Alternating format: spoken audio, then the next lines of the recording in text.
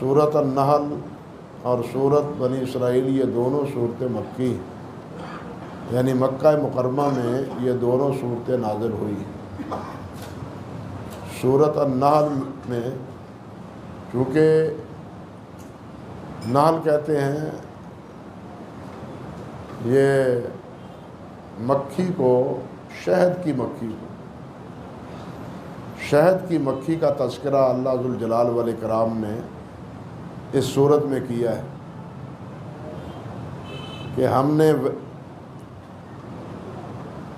مکھی کو یہ وحی کی، یعنی اس کو یہ تعلیم دی کہ وہ درختوں سے، جنگلات سے، پھلوں سے رس کو حاصل کرے اور اپنے چھتے میں اسے جمع کرتی رہے، اور اس کو اللہ فرماتے ہیں کہ میں نے لوگوں کی شفا کے لیے بنایا ہے، اور یہ ڈیوٹی ان کی اللہ تعالیٰ نے لگا رکھی۔ یہ شہد کی مکھی کا نظام بلکہ تمام مخلوق کا نظام اللہ تبارک و تعالیٰ نے ایک باقاعدہ ضابطہ اور اصول کے تحت کیا ہے۔ حیوانات ہوں، مکھیاں ہوں، کیڑے مکوڑے ہوں، ان پر تحقیق کرنے والے بتلاتے ہیں کہ ان کا باقاعدہ ایک نظام ہے، ان کا بھی باقاعدہ ایک نظام ہے۔ شہد کی مکھی جاتی ہے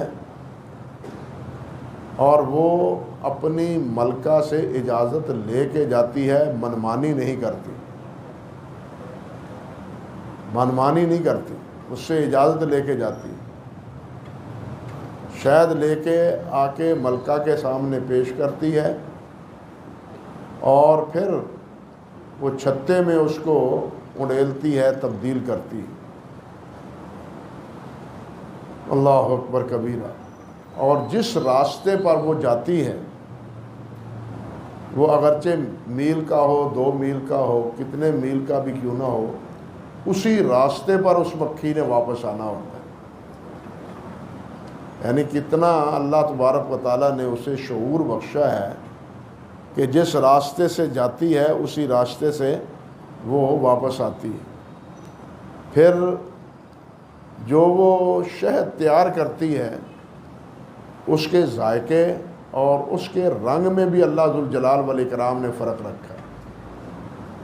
یہ نہیں کہ سارا معاملہ یکساں ہے، نہیں، بلکہ ان کے ذائقے میں بھی اور ان کے رنگوں میں بھی اللہ تبارک تعالیٰ فرماتے ہیں کہ فرق۔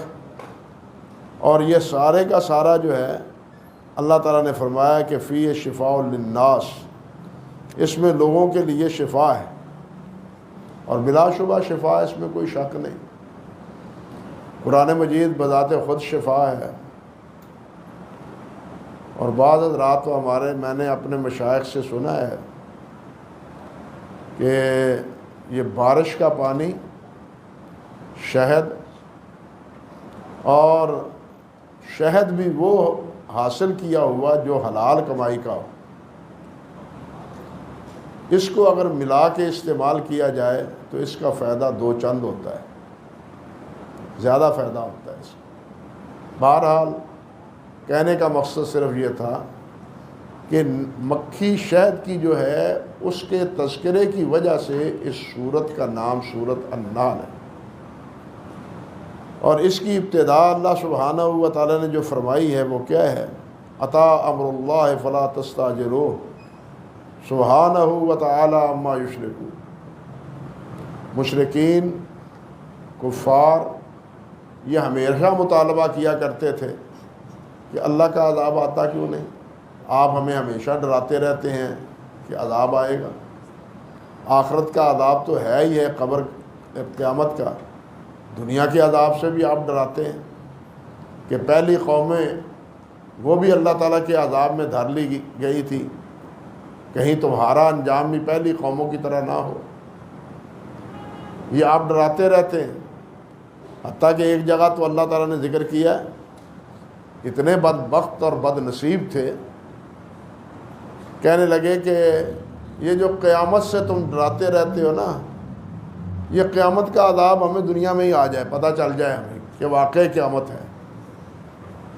یعنی اتنے ہی جرأت تھی کافروں، اور اتنا تمرد تھا، سرکشی تھی قیامت کے انکار میں ان کو، کہ ان کو اس بات کا یقین ہی نہیں تھا کہ قیامت آنے والی۔ مرنے کا یقین تھا، لیکن مرنے کے بعد کے جو جتنے معاملات ہیں، قبر کے معاملات ہیں یا قیامت کے معاملات ہیں، ان سے وہ متفق نہ تھے، بلکہ وہ صاف کہا کرتے تھے کہ جب ہم مر مٹی ہو جائیں گے، ہماری ہڈیاں وہ جو ہیں گل سڑ جائیں گی، تو ہمیں کیسے دوبارہ اٹھایا جائے۔ ایک کافر نے تو باقاعدہ باہر قبرستان سے گیا، وہاں سے مٹی لایا قبر ایک ہڈی کی، اور نبی علیہ الصلوۃ والسلام کے سامنے اس کو اپنے ہاتھ سے اس طرح باریک کر کے زمین پر پھینک کے کہنے لگا کہ محمد صلی اللہ علیہ وسلم، تم اس کے بارے میں کہتے ہو کہ یہ دوبارہ اٹھایا گیا؟ یعنی تبرد کی بھی کوئی انتہا ہوتی۔ اس طرح وہ مذاقاً نبی علیہ الصلوۃ والسلام سے قیامت کا انکار کرتے ہوئے یہ بات بھی کہتے۔ یہاں اللہ سبحانہ و تعالیٰ نے یہی بات ارشاد فرمائی ہے کہ اتا امر اللہ فلا تستعجل، جلدی نہ کرو، بس اللہ کا حکم آیا ہی آیا، اللہ کا فیصلہ پہنچنے والا ہے۔ اور وہ فیصلہ بدر میں ہو گیا تھا ان کا، قیامت میں تو جو ہونا ہے وہ ہو گیا، بدر میں ہو چکا تھا، جس میں 70 کے قریب یہ بڑے بڑے رؤساء اور سردار وہ تیغ ہوئے، اور نبی علیہ الصلوۃ والسلام نے ان کو کنویں میں ڈلوا کے یہ بات کنویں کی مڈھیر پر کھڑے ہو کے فرمائی کہ حل وجدتم ما وعد ربکم حقا، تمہارے رب نے جو تمہارے ساتھ وعدہ کیا تھا اس کو سچ پا لیا، دیکھ لیا اس کا انجام جو تم انکار کرتے تھے۔ اللہ اکبر کبیرہ۔ اور پھر آخرت کا جو عذاب ہے وہ تو اس سے براء البراء ہے، یعنی دنیا میں بھی۔ اور یہ بھی دیکھیے اللہ سبحانہ و تعالیٰ نے سورۃ بنی اپنے تقریباً یہ توبہ میں یا الانفال میں اس بات کی وضاحت فرمائی ہے کہ یہ جو عذاب کا منہ مانگا عذاب طلب کرتے ہیں، ہماری حکمت کے مطابق یہ عذاب ہم آپ کے ہاتھوں سے ان کو دیں گے، یعنی مسلمانوں کے صحابہ کرام کے ہاتھوں سے ہوگا، تاکہ ذلت اور رسوائی میں، ان کی ذلت اور رسوائی میں اضافہ ہو، اللہ کی طرف سے عذاب آئے، لپیٹ میں آئیں، مر جائیں۔ عبرت کیا ہوگی ان کو؟ عبرت تو تب ہوگی جس وقت وہ مسلمانوں کے ہاتھوں خود تحقیق ہوں۔ بلکہ عبرت ہی کا مقام ہے نا کہ اپنے آپ کو سردار کہنے والا، اپنے آپ کو ابو الحکم کہلوانے والا، وہ دو نوجوانوں کے ہاتھوں تحقیق ہوتا ہے، دو نوجوانوں کے ہاتھوں۔ کتنی عبرتناک بات۔ اور وہ دو نوجوان بھی ایسے عجیب قصے ہیں حضرات صحابہ کرام رضوان اللہ علیہ مجمعین کے، اللہ تعالیٰ نے ایسے ہی تو ان پر اپنی رضا کا اظہار بار بار نہیں فرمایا۔ جب جنگ کے لیے، غزوے کے لیے جاتے ہیں تو نبی علیہ الصلوۃ والسلام سے ایک نوجوان کہتا ہے کہ جی میں بھی جاؤں گا۔ آپ نے فرمایا آپ کی ابھی عمر چھوٹی ہے۔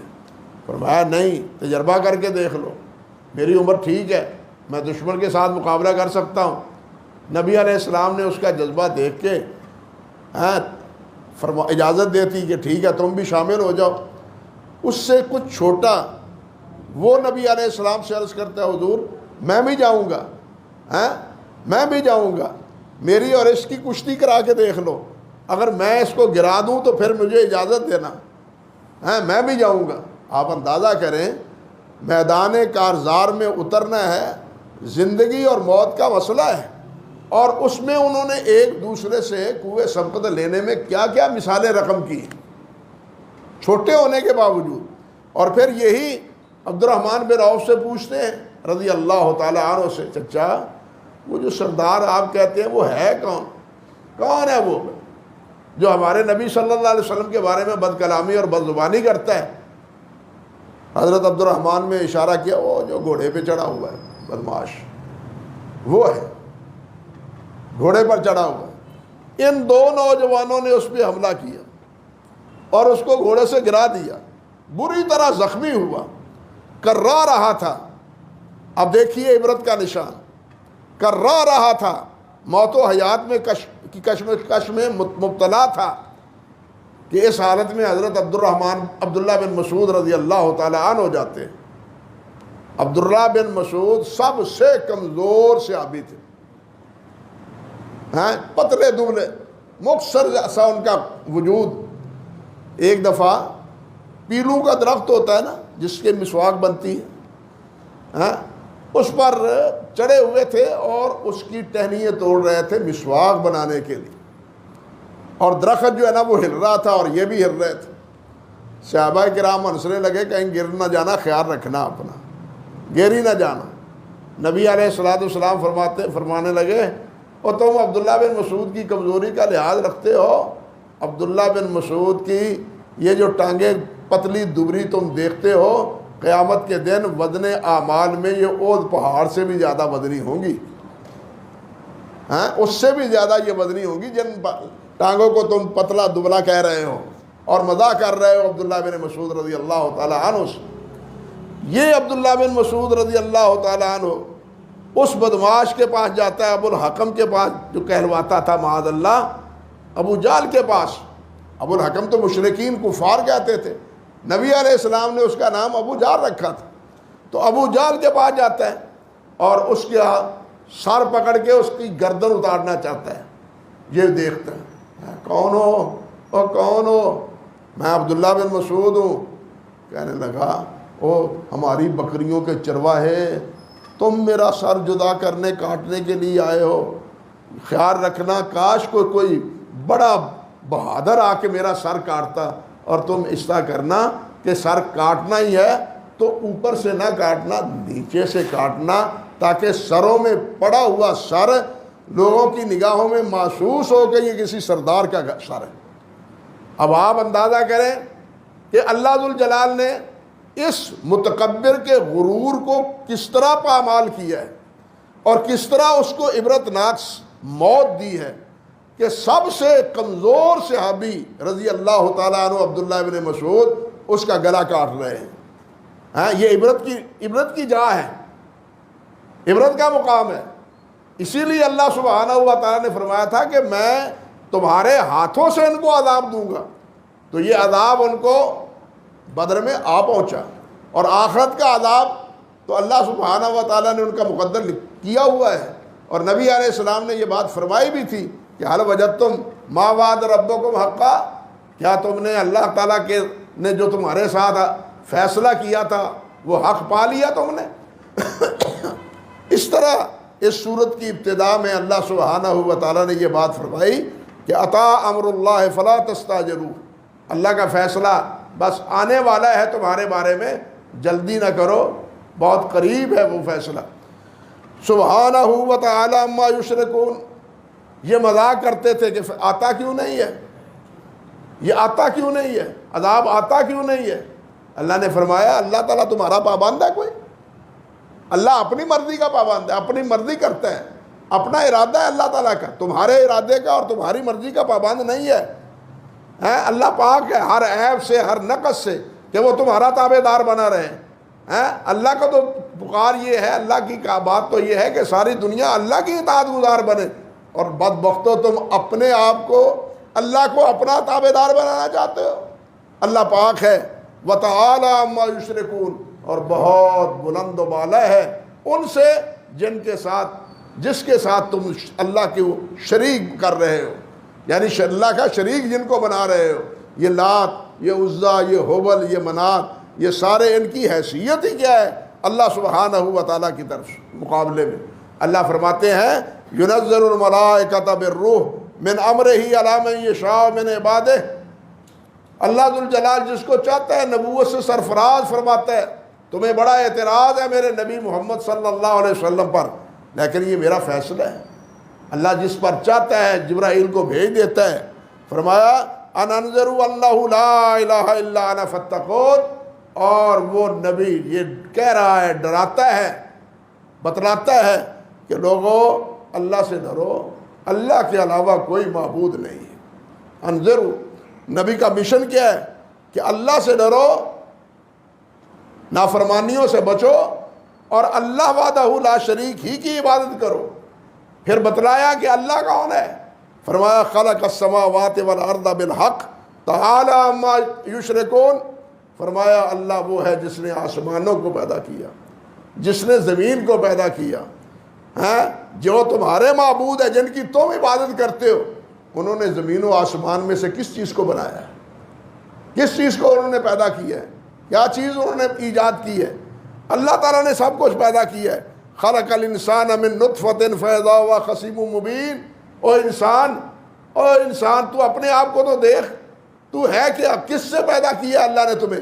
ایک قطرہ پانی سے، اور جب پیدا ہو گیا ہے پھر اللہ کے مقابلے میں آ کے اللہ کے بارے میں جھگڑا کرتا ہے، کیا پدی اور کیا پدی کا شوربہ، تمہاری اوقات کیا ہے، کیفیت کیا ہے تمہاری؟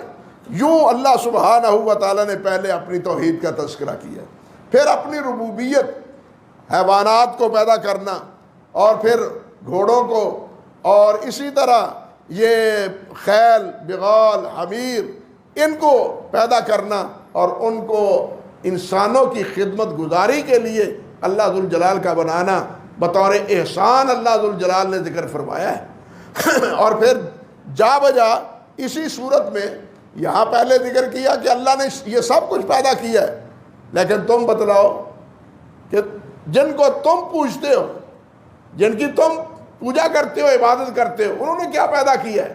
اور ساتھ یہ بھی فرمایا افمن یخلق کمن لا یخلق افلا تذکرون۔ اور تمہیں یہ بات سمجھ ہی نہیں آتی کہ خالق اور غیر خالق دونوں میں کیا فرق ہے؟ خالق میں اور غیر خالق میں کیا فرق ہے؟ تمہیں یہ بات سمجھ ہی نہیں آتی؟ کہاں خالق جس نے ہر چیز پیدا کی ہے، اور کہاں وہ مخلوق جس کو تم نے خود گھڑا ہے، بنایا ہے۔ ان کو الہ بھی تم نے بنایا ہے، ان کا ناک تم نے بنایا ہے، ان کی ناک تم نے بنائی ہے، ان کے آنکھیں، ان کے کان، ان کے ہاتھ، یہ سارا ایک بت تراش کے تم نے اس کو اپنا معبود آپ بنایا ہے۔ اللہ نے تو اس کو پتھر بنایا تھا۔ خدا اللہ جو ہر چیز کا خالق ہے، اور خدا وہ جس نے کوئی چیز بنائی ہی نہیں ہے۔ بتلاؤ گمراہی اور ضلالت اس سے بڑھ کے اور کیا ہوگی؟ بلکہ اسی صورت میں اللہ ذوالجلال نے یہ بات بھی فرمائی کہ جن کو تم اللہ کے علاوہ پکارتے ہو، والذین یدعون من دون اللہ لا یخلقون شیئا وہم یخلقون۔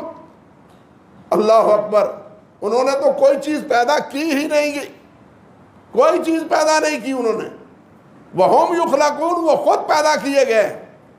اللہ کے علاوہ جتنے بھی ہیں وہ سب مخلوق ہیں، وہ فرشتے ہوں، وہ انبیاء ہوں، وہ صدیقین ہوں، وہ صلحاء ہوں، وہ لات منات عزا ہوں، جو بھی جن کی بھی پرستش ہوتی ہے وہ مخلوق ہے۔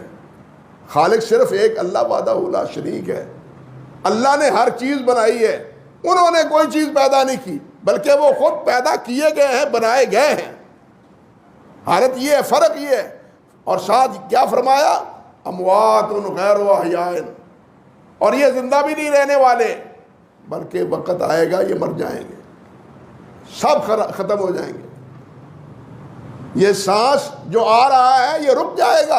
اموات غیر احیاء، یہ زندہ نہیں ہے، مردہ ہیں۔ اللہ اکبر کبیرہ۔ فرمایا وما یشعرون ایان یبعثون، اور انہیں تو اتنا بھی شعور نہیں ہے کہ وہ اٹھائے کب جائیں گے۔ قبروں میں پڑے ہیں، قبروں میں پڑے ہیں، تم تو ان کو معبود بنا رہے ہو، ان کی پرستش پوجا کرتے ہو، لیکن ان کو اتنا بھی شعور نہیں ہے کہ ہمیں اٹھایا کب جائے گا۔ جن کو اپنے بارے میں اتنا خبر نہیں ہے، وہ تمہارے احوال کو کس طرح سنوار سکتا ہے؟ بات سمجھے؟ وہ تمہارے حالات کس طرح بدل سکتا ہے؟ جو قبروں میں پڑے ہوئے اللہ کے نیک بندے اس حقیقت سے واقف نہیں ہیں۔ اللہ فرماتا ہے وما یشعرون ایان یبعثون، انہیں کوئی شعور نہیں ہے کہ کب اٹھایا جائے گا، کب اٹھایا جائے گا۔ اللہ اکبر۔ سورۃ بقرہ میں اللہ ذوالجلال نے ایک اللہ کے بندے کا تذکرہ کیا ہے نا، اس نے یہ بات کہی کہ یا اللہ کیف تحیی الموتیٰ، مردوں کو کس طرح زندہ کرے گا؟ اللہ نے فرمایا اچھا میں تمہیں بتلاتا ہوں۔ اللہ نے موت دے دی، 100 سال تک فوت ہوا رہا، 100 سال تک فوت ہوا۔ 100 سال کے وقت کے بعد اللہ ذوالجلال نے اٹھایا، اٹھو بھائی، اٹھ گیا، زندہ ہو گیا۔ گدھا تھا جس پر سواری کر کے جا رہے تھے، راستے میں یہ سوال ہوا تو اسی وقت اللہ ذوالجلال نے نتیجہ دکھا دیا۔ اب اللہ فرماتے ہیں دیکھو وہ تمہارا کھانا کہاں ہے، کھانا کہاں ہے؟ کھانے کا دیکھا تو وہ اسی طرح تر و تازہ تھا جیسے انہوں نے وہاں اپنے برتن میں کپڑے میں باندھا ہوا تھا، رکھا ہوا تھا۔ فرمایا گدھے کی کیفیت یہ ہے کہ اس پر کوئی ماس نہیں ہے، کوئی گوشت نہیں ہے، ہڈیاں باقی ہیں، کوئی چیز نہیں ہے، ہڈیاں باقی ہیں۔ اللہ تعالیٰ فرماتے ہیں اب دیکھو یہ گدھا کس طرح زندہ ہوتا ہے۔ اللہ نے حکم دیا، یہی گدھا، ہڈیاں آپس میں جڑی، اوپر گوشت آیا، اوپر چمڑا چڑھا، اور گدھا جناب ہنکدا ہوا کھڑا ہو گیا۔ زندہ کر کے دکھایا اللہ ذوالجلال والاکرام نے۔ لیکن ان سے جب پوچھا کتنی دیر سوئے رہے ہو، کہنے لگے یومن و بعد یوم، ایک دن یا ایک دن کا کچھ حصہ سویا ہوں۔ انہیں نہیں پتا کتنا سویا۔ اللہ فرماتے ہیں 100 سال سویا رہا ہے، 100 سال فوت ہوا رہا ہے۔ یہی بات یہاں وما یشعرون ایان یبعثون، انہیں کوئی پتہ نہیں کہ کب اٹھائے جائیں گے۔ وہ 100 سال تک سوئے، موت کے منہ میں آئے، مرے رہے، فوت ہوئے رہے، لیکن ان کو پتہ نہیں کتنی دیر تک مرے رہے۔ اللہ اکبر کبیرہ۔ یہ سب چیز کا علم کس کے پاس ہے؟ اللہ وحدہ لا شریک کے پاس۔ کسی کے پاس تمام چیزوں کا علم نہیں ہے۔ تو اس طرح اللہ سبحانہ و تعالیٰ نے اپنی ربوبیت اور اپنی وحدانیت اور یکتائی کا تذکرہ اس صورت میں مختلف اسالیب میں کیا ہے، اور اسی میں صورت میں اللہ سبحانہ و تعالیٰ نے یہ دودھ دینے والے بکرے جانور ان کا بھی تذکرہ کیا ہے، اور صورت کے اختتام پر ایک قصہ ذکر کیا ہے، اور وہ بھی بڑا عبرت ناک واقعہ ہے۔ اللہ سبحانہ و تعالیٰ فرماتے ہیں اللہ اکبر کبیرہ کہ ان کو مثال بیان کرو، ایک واقعہ بیان کرو، ان کو بتلاؤ۔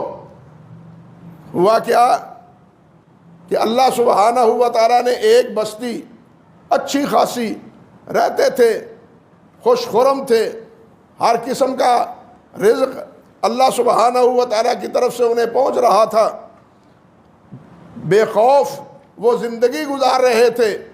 لیکن اس حالت میں کیا ہوا؟ اللہ ذوالجلال کی پکڑ میں وہ آئے۔ فرمایا وَضَرَبَ اللَّهُ مَثَلًا قَرْيَةً كَانَتْ آمِنَةً مُطْمَئِنَّةً يَأْتِيهَا رِزْقُهَا رَغَدًا مِّن كُلِّ مَكَانٍ، ہر طرف سے رزق ان کے پاس پہنچ رہا تھا۔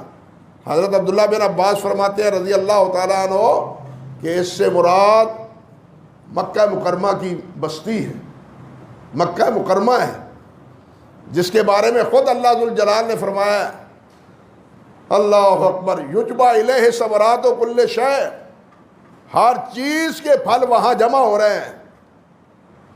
ہر چیز، ثمرات کا اطلاق صرف کھانے کی چیزوں پر نہیں ہوتا، بلکہ ہر چیز کے نتائج پر بھی ثمرات کا اطلاق ہوتا ہے، ہر چیز کے نتائج پر۔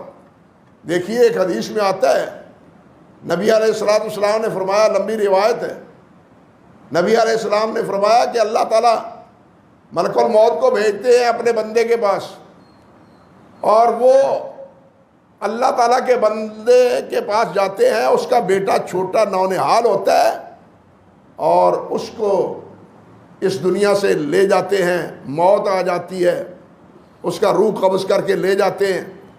اللہ سبحانہ و تعالیٰ فرماتے ہیں، وہ حدیث کے لفظ ہے آخذت ثمرۃ فؤاد عبدی، اللہ اکبر، تو نے میرے بندے کے دل کا پھل وہ لے آیا ہے۔ فما قال عبدی، میرے بندے کے دل کا پھل لے آیا ہے، یا صبر کا اطلاق کس پر ہوا ہے؟ بچے پر، بیٹے پر۔ فما قال عبدی، میرے بندے نے کیا کہا؟ ملک الموت عرض کرتا ہے جی میرا اللہ تعالیٰ، یا اللہ تیرا بندہ کہہ رہا تھا اللہ میں تیری رضا پہ راضی ہوں، میں ہر حال میں تیرا شاکر ہوں، ہر حال میں تیری حمد و ثنا کہتا ہوں۔ اللہ ذوالجلال فرماتے ہیں کہ پھر اس طرح کرو، جنت میں ایک خوبصورت محل بنا دو اور اس محل کے اوپر لکھ دو بیت الحمد، میرے اس بندے کے لیے بیت الحمد بنا دو، جو اپنے نونہال کے انتقال پر وہ پھر بھی میری تعریف کرتا ہے، میرا شکوہ نہیں کرتا، میری شکایت نہیں کرتا، میری تعریف ہی کرتا ہے۔ گھر بنا دو اس کا، اور اس کے گھر کے اوپر لکھ دو بیت الحمد۔ تو کہنے کا مقصد یہ تھا کہ یہاں اس حدیث میں ثمر کا اطلاق بیٹے پر، اولاد پر ہوا ہے، تو اللہ تعالیٰ نے فرمایا یجبا الیہ ثمرات کل شیء، ہر چیز کے ثمرات، تو پھل ہی نہیں ہے، کھانے کی چیزیں ہی نہیں ہیں، بلکہ اچھے سے اچھا لباس، اچھی سی اچھی چیزیں استعمال کرنے والی، باوجود کہ وہاں کوئی فیکٹریاں نہیں ہیں، ملیں نہیں ہیں، ساری دنیا سے اچھی سی اچھی پروڈکشن وہاں پہنچ رہی ہے اللہ کے فضل و کرم سے، یہ پہنچ رہی تھی ان کو۔ اللہ بھی فرماتے ہیں کانت آمنۃ مطمئنۃ یاتیھا رزقھا رغدا من کل مکان، ہر طرف سے آ رہا تھا رزق، فکفرت بانعم اللہ، تو انہوں نے اللہ کی نعمتوں کا کفر کی، ناشکری کی، فاذاقھا اللہ لباس الجوع والخوف، اللہ ذوالجلال نے ان پر خوف بھی طاری کر دیا اور بھوک بھی طاری کر دی۔ اللہ تعالیٰ یہ وہ بستی ہے، اللہ اکبر، جس کے بارے میں ابراہیم علیہ السلام نے دعائیں کی تھیں اس گھر کو آباد کرتے ہوئے کہ یا اللہ اس شہر کو امن کا شہر بنا، اور یہاں کے رہنے والوں کو یا اللہ رزق عطا فرما۔ یہ دعا اللہ تعالیٰ نے ابراہیم علیہ السلام کی قبول کی، اور یہ چیزیں پہنچتی رہی اہل مکہ کے پاس، لیکن فکفرت بانعم اللہ۔ عبداللہ ابن عباس فرماتے ہیں کہ یہ اللہ کی نعمت کون سی تھی؟ حضرت محمد رسول اللہ، لقد من اللہ علی المؤمنین اذ بعث فیہم رسولا منہم، اللہ کا بہت بڑا احسان ہے کہ اللہ تعالیٰ نے اپنے پیارے حبیب کو ہمیں ہمارا رسول بنایا ہے صلی اللہ علیہ وسلم۔ فکفرت بانعم اللہ، نتیجہ کیا نکلا؟ خوف بھی طاری ہوا، بھوک میں بھی، قحط بھی ان میں پڑا، دونوں کیفیتیں ہوئیں۔ اگلی آیت میں اللہ تعالیٰ فرماتے ہیں وَلَقَدْ جَاءَهُمْ رَسُولٌ مِّنْهُمْ فَكَذَّبُوهُ فَأَخَذَهُمُ الْعَذَابُ وَهُمْ ظَالِمُونَ، ہمارا رسول ان کے پاس آیا، انہوں نے ہمارے رسول کی تکذیب کی، انجام یہ ہوا کہ اللہ تعالیٰ نے ان کو عذاب میں دھر لیا، اللہ نے ان کو اپنے عذاب میں دھر لیا۔ یہ ہے نبی علیہ السلام کی نافرمانی اور اللہ کے اس بہت بڑے انعام کی ناشکری کا نتیجہ ہے۔ اب ہمیں سوچنا چاہیے ذرا، ہمارے ملک میں کیا ہے؟ سب کچھ ہونے کے باوجود بھوک ننگا ناچ رہی ہے یا نہیں؟ امن محفوظ ہے ہمارے ملک کا؟ اطمینان میسر ہے؟ ہر آدمی پریشان ہے، بڑے سے بڑا اور چھوٹے سے چھوٹا۔ کیوں ہے ایسا؟ کہ ہم نے حضرت محمد رسول اللہ کی نافرمانی کر رہے ہیں، اللہ ذوالجلال کے اس بہت بڑے انعام کی نافرمانی کر رہے ہیں، ناشکری کر رہے ہیں۔ ہم اللہ کے رسول صلی اللہ علیہ وسلم کی تابعداری اور اللہ کے رسول کی فرمانبرداری کی طرف نہیں، بلکہ ہمارا رجحان امریکہ اور یورپ کی تابعداری میں، ان کی تابعداری میں، اللہ کے رسول کی تابعداری میں۔ اللہ کے رسول ناراض ہوتے ہیں ہوں، اللہ ناراض ہوتا ہے ہو، لیکن IMF ناراض نہیں ہونی چاہیے، امریکہ ناراض نہیں ہونا چاہیے۔ وہ جو شرطیں لگائیں، جو بوجھ ڈالیں، ہم جناب بصر و چشم اس کو قبول کرتے جائیں اور لوگوں پر بوجھ سے بوجھ ڈالتے چلے جائیں۔ یہ نتیجہ ہے کس بات کا؟ نبی علیہ الصلوۃ والسلام اور اللہ رب العزت کی نافرمانی کی۔ تو یہ مثال دے کے اللہ ذوالجلال نے ہمیں سمجھایا ہے اس سورت کے اختتام پر۔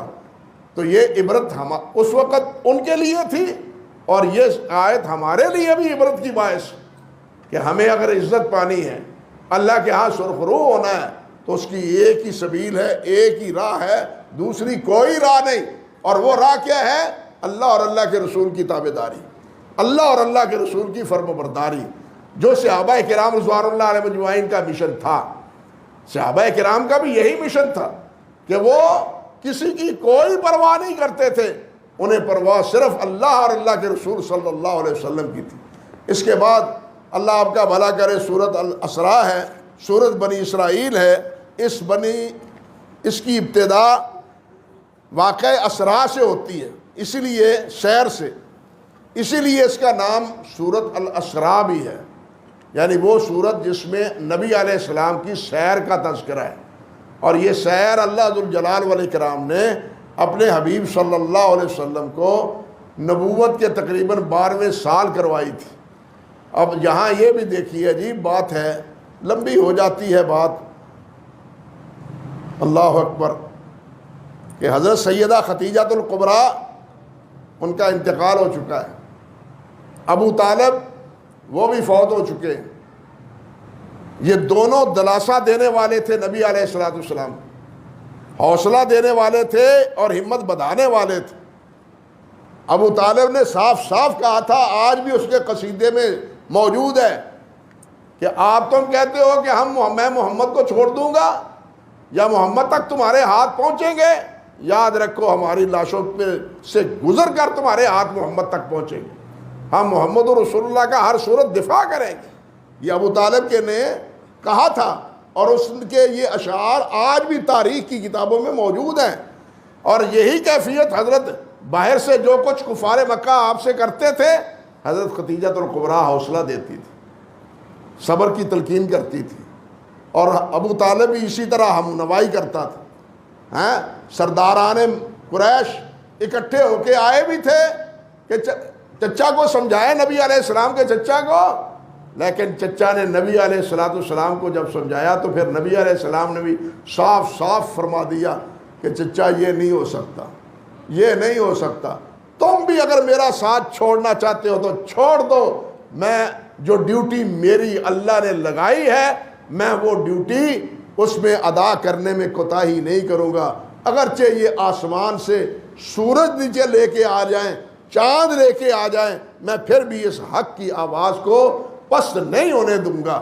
نبی علیہ السلام نے یہ عزم کا اظہار فرمایا، یہ دونوں اس دنیا سے ٹر گئے۔ اب نبی علیہ السلام، اللہ اکبر، نبی علیہ السلام سوچتے ہیں کہ یہاں تو کوئی بات نہیں، ساتھی ہمنوا نہیں رہا، سیاتبہ ہیں تو وہ ہجرت حبشہ کر چکے، وہاں گئے ہوئے ہیں اکثر ساتھی۔ آپ نے چاہا کہ چلو طائف چلتے ہیں، طائف جا کے وہاں کے سرداروں کے ساتھ بات کرتے ہیں، شاید وہ بات سمجھ جائیں اور کوئی ہمنوائی اور ہمدرد مل جائے۔ لیکن طائف والوں نے جو نبی علیہ السلام سے سلوک کیا، زندگی بھر نبی علیہ السلام اس صدمے کو نہیں بھولے۔ اس سے واپسی پر اب اللہ تعالیٰ کی قدرت دیکھیے، اس سے واپسی پر نبی علیہ السلام چکنا چور ہے زخموں سے، صدمے سے بھی اور زخموں سے بھی۔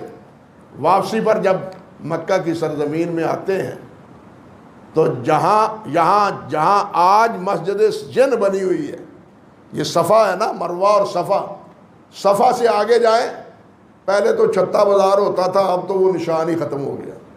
اس بازار کے بالکل اختتام پر دائیں ہاتھ مسجد جن کے نام سے مشہور ہے، وہاں صبح کی نماز نبی علیہ السلام نے ادا کی، اور جنوں نے قرآن مجید نبی علیہ السلام کا سنا، نبی علیہ السلام کی خدمت میں سلام پیش کیا، ایمان کا اقرار کیا۔